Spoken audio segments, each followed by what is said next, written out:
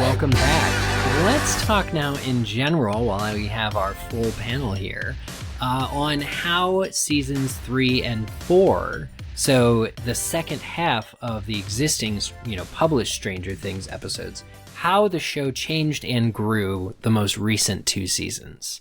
Anybody have any thoughts in particular? I mean, I just have to call out the mall.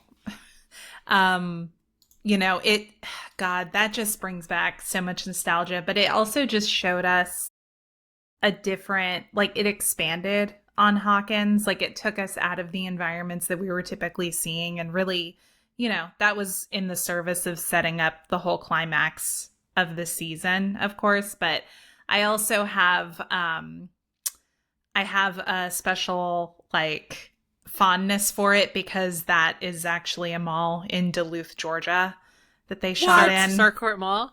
Yeah. Really? That's so fun. It's Gwinnett Place Mall.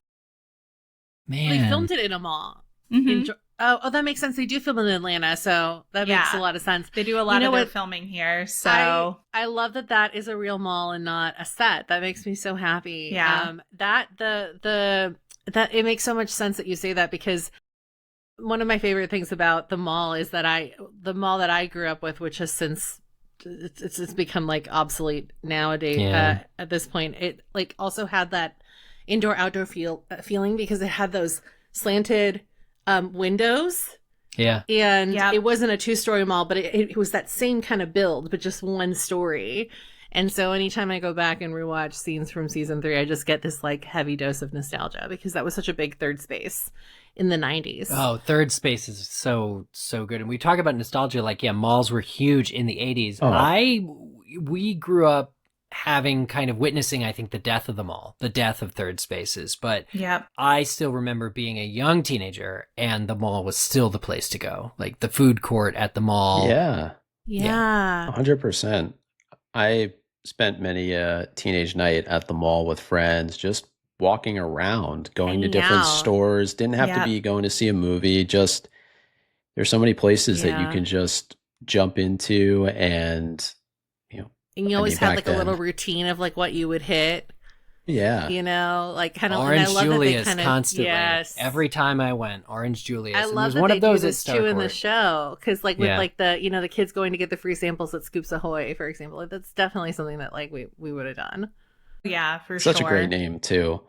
Scoops Ahoy. Yeah. The whole theme just utterly amazing. But and that's where we meet Robin, your favorite, Eric. Well, and that's, again, getting back to, apart from just a straight up season 3 discussion, getting back to how the show grows over the last 2 years, it's still introducing characters. So you mentioned, Micah, earlier, Erica Sinclair, introduced in the previous season, in season 2, but really gets to swim, really gets to expand and gets a bigger role in season 3 and then in season 4. And that continues to be the case with characters like Robin, who is possibly my favorite character of all time. Gets, you see how that relationship grows. Max being introduced in season 2 has a lot more to do in seasons 3 and 4. So they're continuing to utilize their full cast of characters, but putting them in new situations and getting to watch these relationships grow and extend. It doesn't feel like anybody's left behind. No, and what I love about that is, we can also include Billy in that. Billy's role in season 3 is huge. He's introduced in season 2 is just he's just kind of a douchebag.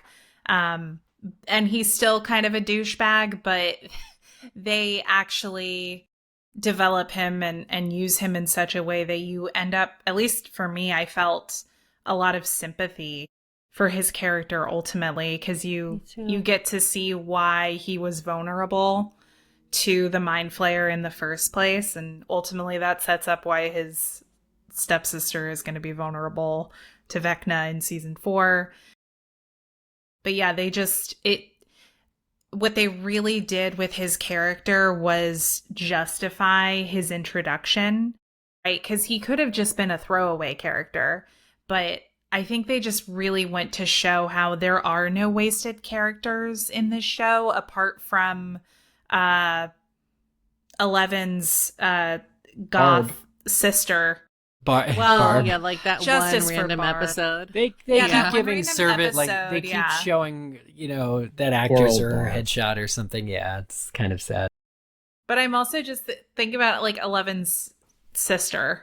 You remember that? We talked about her last time. That was just... Yeah. That didn't flow as well as some of the other patients that she was with that we are obviously introduced to in these later seasons. But going back to Erica, I mean, look, I love the sarcasm. I love the wit. Nobody loves it more than I do. Sorry, that brought me to the... Never mind. You may be able to guess who I thought I just sounded like when I was delivering that. It reminded me of a current politician, so I apologize. Oh. Yeah, like nobody... But anyway. Nobody loves it more than me. Only the best. But I love how she's just so able to challenge the kind of like the core group here. And the fact that, she even at one point, I think, poses the question about how, well, why do you think only boys can play Dungeons and Dragons? And the fact that, her chemistry with Dustin and Steve is just next level, and what she's able to do, particularly in season 3, right? Like, she's why they're able to infiltrate that Russian base. It's her. So this character that seemingly, like, you're introduced to and you think is going to kind of just be, part of the periphery, becomes essential, kind of to what you were talking about earlier, where there are no wasted characters. So, yeah. So let's get into season 3 specifics. Again, we've already touched on the mall, which is such a huge part of that season.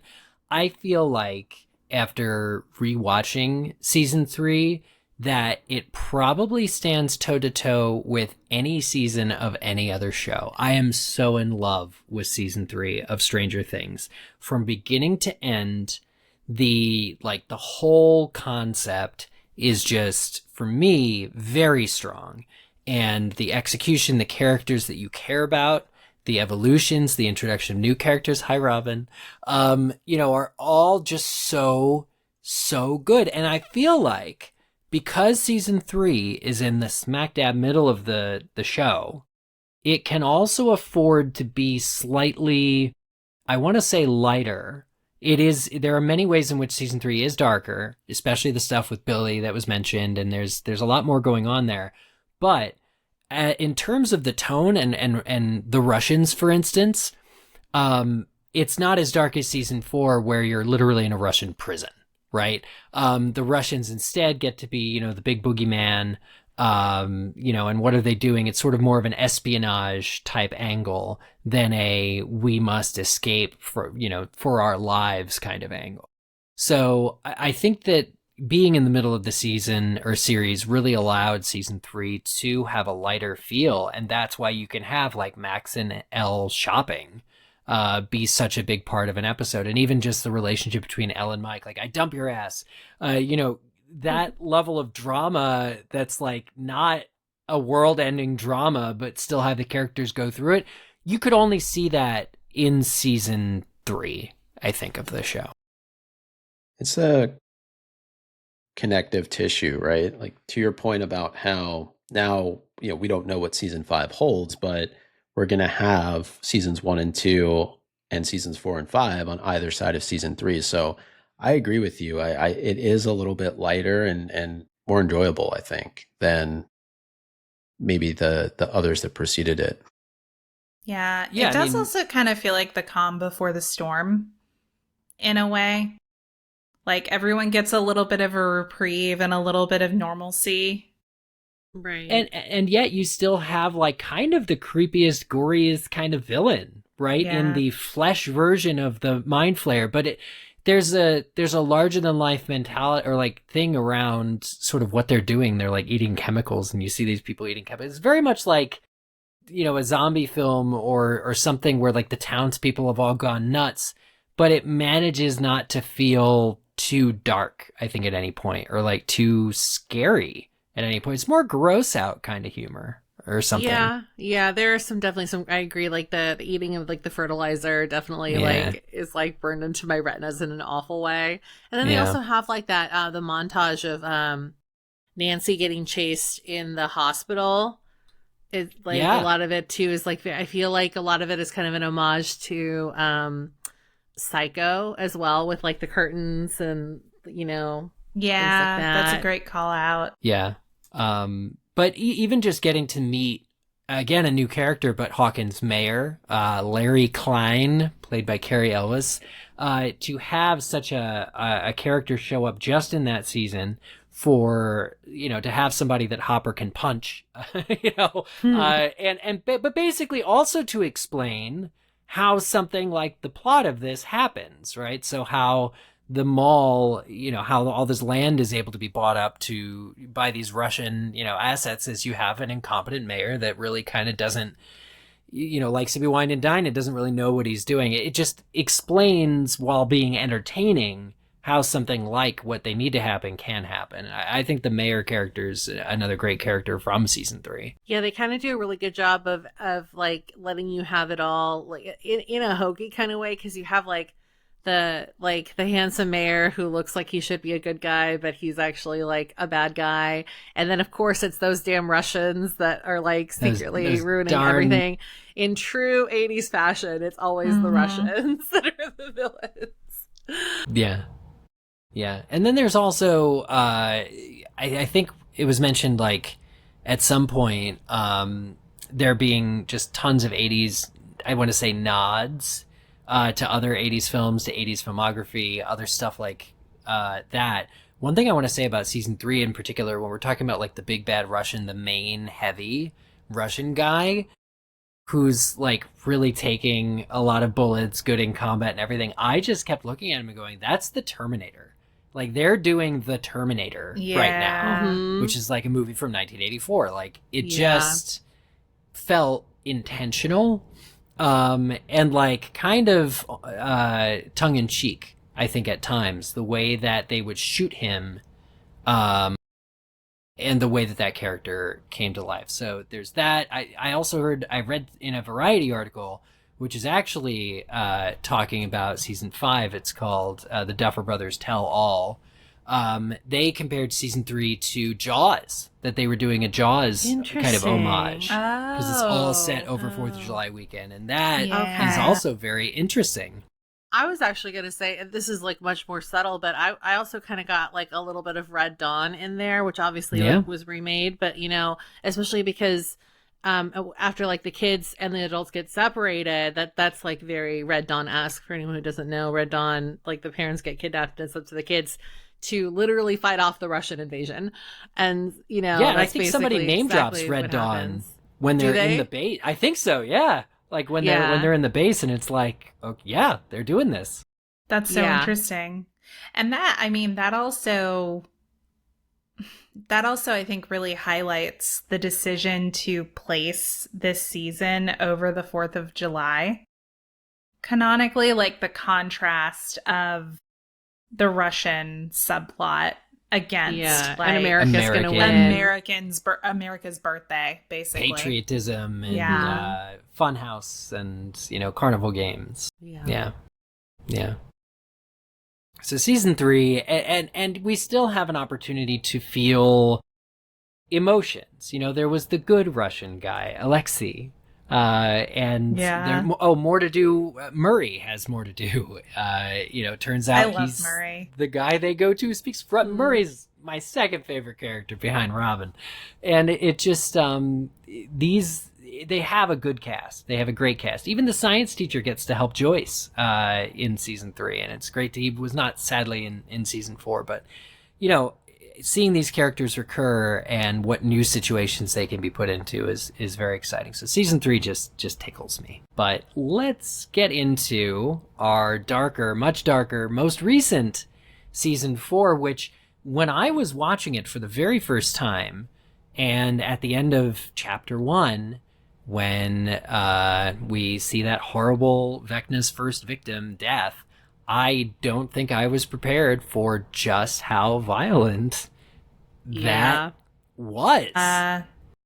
I stayed up until midnight to start watching this, and as soon as I got there, I was like, I cannot watch this at night before I go to sleep. I'm going to have nightmares. This is too scary for me. You spend the episode really getting to know Chrissy and Eddie, and you kind of don't think that they're going to be gone so soon. But watching not only Chrissy die, but that Eddie has to see it too. It's very terrifying. I wasn't ready for it, and I was like, holy crap, this is definitely an escalation. And season 4 overall, for obvious reasons, but also like in a big way, addresses all the plot points up to that point and sets them up and sets the stage for the concluding season. And it still manages to be really highly enjoyable the whole way through, but a lot of what's happening with the plot is clearly moving forward. We get big answers, I think, in season 4 that we may or may not have been asking.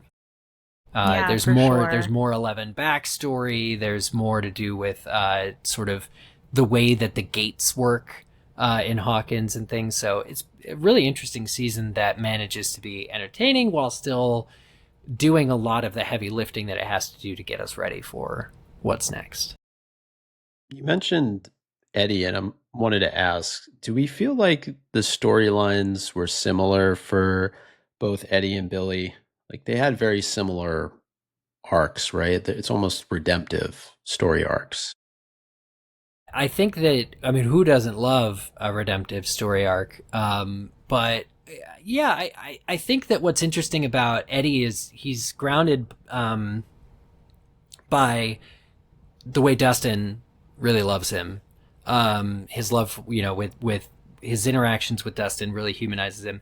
But then also his uncle, right? That's essentially at the first and last episode of the season. And his uncle knows that on whatever Eddie looks like on the surface, he's not that. And that Billy is very similar in that you see this sort of toxic, actually in many ways Billy was toxic, but yeah, there's a lot more underneath the hood, so to speak. Mm-hmm.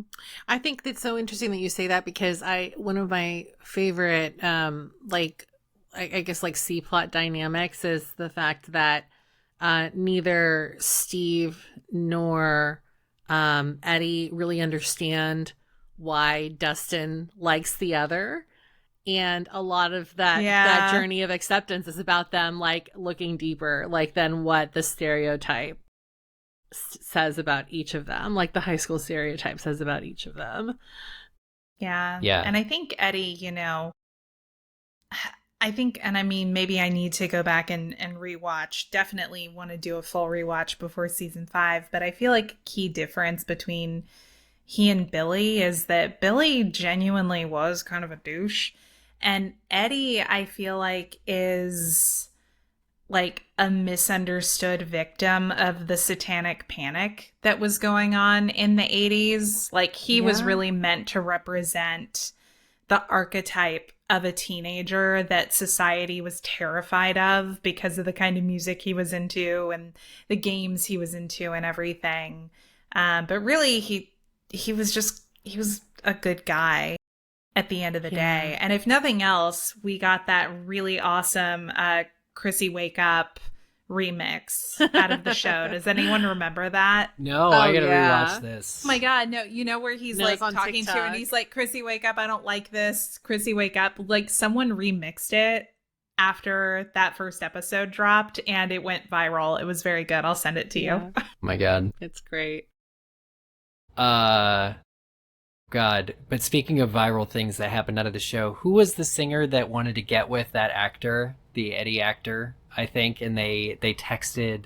I'm gonna ask Meg about this while we're recording because I'm gonna get back to that. I think wasn't it Dua Lipa or somebody was sliding into who the DMs. Didn't want to get with him. Honestly, we were all thirsting after him. Let's be real.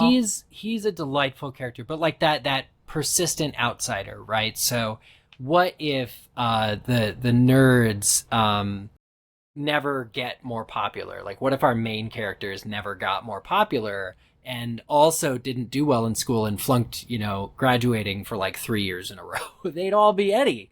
But he's shown to just have that that heart of gold, and the way that he can bond with like Chrissy and be like, you don't even remember, but you know, I did this thing at the talent show, and she's like, oh yeah, corroded coffin, I remember you guys, is very endearing overall. But his mission, I think Eddie's mission to protect the nerds from the bullying that would otherwise happen to them, and his instructions to Dustin sort of during the final battle of, you know, you have to get the next generation of kid, you have to keep them safe, really shows where his heart was at.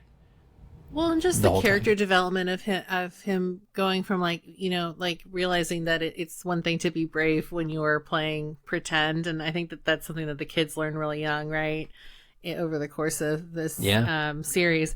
But it's another thing to actually be brave in real life. And so I think giving him that hero's death where he keeps saying to Dustin, like, I didn't run away this time, is really, really, it's a nice way to leave the character. Like, I think everybody was devastated in a similar way to like when Alexei dies in season 3, people are similarly devastated that we lost Eddie. Same with like Bob, because these are all like characters that are very pure of heart at the end of the day, right? And you hate to see those characters go. But the fact that they do such a good job of giving those characters like enough of an arc to give them that send off, like that hero send off, the unlikely hero send off. I think that is what really kind of sticks with an audience at the end of the day, and that's why these characters are so memorable. Yeah, I completely agree. And seeing the different permutations of character pairings, like at love this the point, rare pairs. The rare pairs are great. And like they even, like, Steve Harrington's always talking about, why am I always the babysitter? But then occasionally he'll go off with like Robin now, and it's like, oh, who's gonna fill that role? They play with it a little. I love that they just decided after Scoops Ahoy too that they were like, we have to stick together, we have to get jobs together. They're just like, you know. And he's also such an ally to her, like such a wingman. Yeah, love him. By the way, I did figure it out. Doja Cat was DMing Noah Schnapp about Joseph Quinn, who played Eddie Munson. Yeah, and the actual screenshot of the DM, like, hey, can you introduce me to Joe, became viral when it was posted, when Noah posted it. And it's very funny. Okay, very rude of him to call her out, but there's a reason, there's a story behind it. Yeah, there's a story. It's like, you got to see it. But that was another cultural moment. Hey, speaking of cultural moments, my favorite character in season 4, Kate Bush. Like, man, running up that hill. If you wanted to define summer of 2022 for me personally, I think I broke Spotify's counter playing that song back to back to back to back to back to back to back to back to back. That was just an amazing, what a revelation that song was, from season 4 of Stranger Things. And it wasn't, you know, long before Kate Bush was performing at the Olympics, you know, and all of these other amazing things that, like, the power of, you know, a well-placed song in major media to do for a completely, I think, underappreciated artist from, you know, 3 or 4 decades ago, that was amazing to see from season 4, I think. Just as good as Oh Children. Yeah, I think so. Exactly. Yeah. It introduced a lot of people to that for the first time, which I think is awesome. And I'll just say, I remember at the time there being a lot of gatekeeping online from people who were like, oh, like, you just became a Kate Bush fan. Fuck you. Who cares? Like, let people enjoy things. Yeah. What matters is we're here excited. now. Yeah. We're all on the same page now. Yeah. That's such a good point. And if anybody didn't get the earlier reference, Oh Children was in Deathly Hallows Part 1. It was by Nick Cave. Nick Cave. The dancing scene that was inserted by David Yates. And I'm grateful now that I know that song. It's a great song. As a result of it. Yeah. But watching Max be able to overcome Vecna because of that track, like I think it happens right in the midway of season 4, is just so satisfying. And she's dodging. An incredible sequence. Oh, yeah. I love a good needle drop too. Yeah. Like in any kind of like movie or TV show, and that's like the ultimate for Stranger Things. Yeah. Yeah. Completely agree. And really just the evolution of Max into total leading lady. Essentially, 11 is the opposite side of the country doing 11 stuff. And Max is in Hawkins, and she's been targeted by Vecna. Like, she knows pretty early on what these nightmares and headaches mean. And the evolution through to essentially the final battle, where she's possibly permanently injured and like maybe blind, certainly in a coma, going into season 5, is a very bold choice, for the creators, and it's devastating for what would otherwise feel like a victory at the end of the show. I have to say, I really found myself on the edge of my seat with that one, because I was like, oh, are they just about to Max? Because it wouldn't surprise me. Like, they've made some bold choices in this show, and I mean, what a way to end the season and like set up the motivation for the characters going into season 5. But it's almost worse not knowing definitively. I mean, you have to presume like she's alive, so why would they keep Sadie Sink on payroll just to show her in a bed, at the hospital? Like, she'll come out of it presumably, but just like Wednesday, yeah, next episode. Yeah. Yeah, you think she'll be back at the beginning of season 5? She'll just You don't wake think up? they're gonna it's been 3 they're gonna years. Joel Last of Us it and like psych us out? Ooh, man. Ugh, Us man. non-game players out. Yep. Yeah. Episode 2, just never mind. Really quickly before we move on from like Max and the music element, is something that I was thinking about too when I was prepping for this episode, is that obviously Vecna and Running Up That Hill really kind of brought music to the forefront of the show in a way that it hadn't before. But as I was going back and refreshing myself on previous seasons, I had this revelation that like music has always sort of played a role, because even when you go back to season 1, you have Will, who is surviving in the Upside Down by singing The Clash. Should I Almost say the or should whole I time go? he's down there. And then they also make a big deal about, the police song at the Snowball being, Every pivotal Breath You part. Oh, And, yeah. and then it comes back around in season 4, or season 3 it is, right? Or 4, when Max is hiding. Yeah, it's season 4. So I'm very curious about that in general. We need And some Bon obviously, Jovi in season 5. Yeah, well, maybe we'll get to find out what everybody else's Vecna songs are, because I guess anybody has the opportunity to be possessed. So Yeah, presumably well, and he's he could gonna have be a moving wider on. target So. list. Yeah.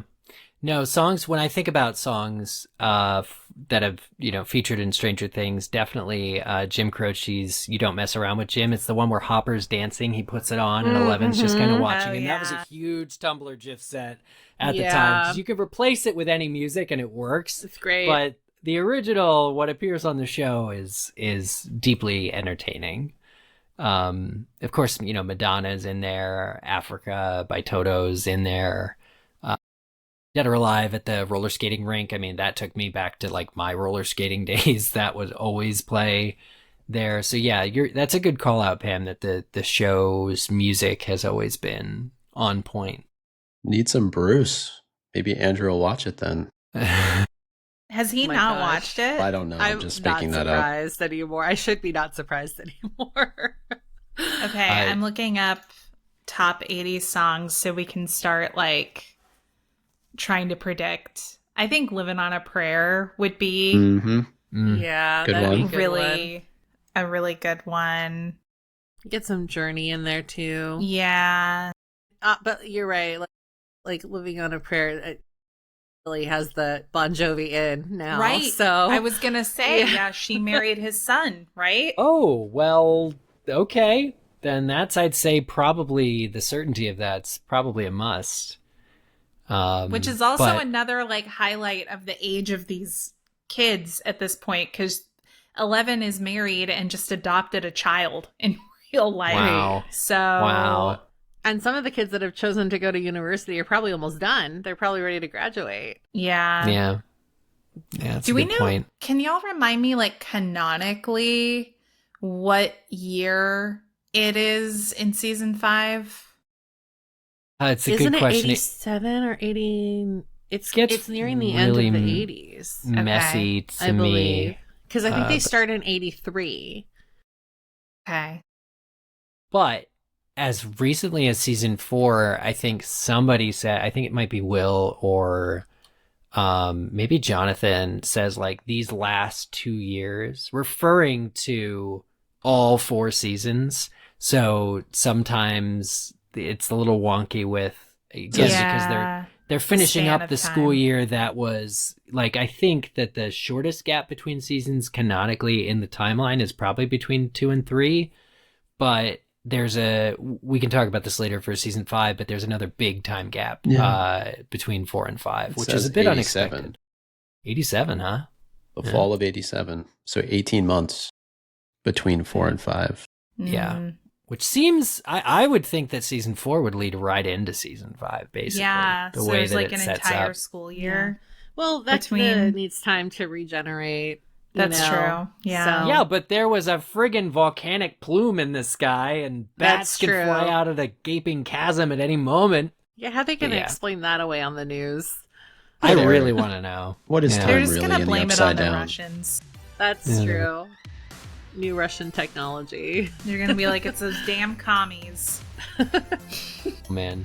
But another thing that would be remiss if we didn't touch on it is 11's journey.